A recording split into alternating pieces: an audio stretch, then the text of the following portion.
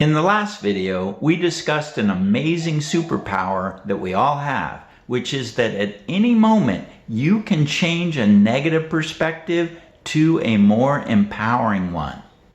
We all have a thought factory in our head. We all have a little voice that talks to us and comments on everything as we go through our day. It is estimated the average person has over 30,000 thoughts per day. My name is John Laney. I teach emotional intelligence courses, and today we're going to cover a big key to your overall happiness. One thing you can do is begin to observe the little voice in your head.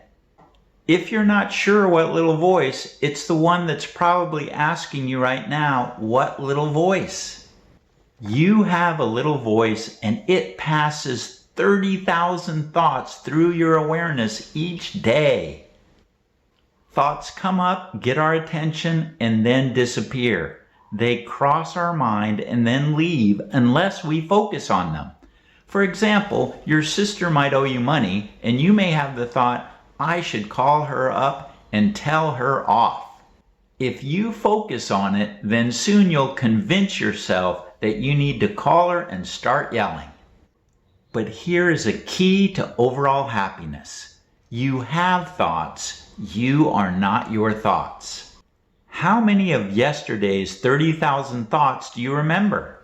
How many of last week's 30,000 thoughts do you remember? You have thoughts crossing through your mind, and you are not any of them. And at any moment you can step back and observe them rather than react to each one. Because you can also notice the thought, I should call my sister and tell her off, and just let it pass. You don't have to do it, and it may just make things worse.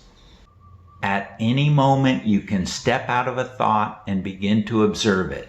Will this thought make me happier or not? You don't have to let your thoughts drag you from one drama to another all day long. When you can watch your thoughts, you can simply begin to let a lot of them go. So to be happier over time, begin the mindfulness practice of witnessing your thoughts. Will this thought lead me to more drama or happiness? There is a lot more to witnessing and practicing mindfulness to increase your overall happiness level, but you're off to a great start when you can begin to observe rather than be every thought that crosses through that cute little head of yours. Thanks for taking some time to learn some emotional intelligence to increase your happiness levels.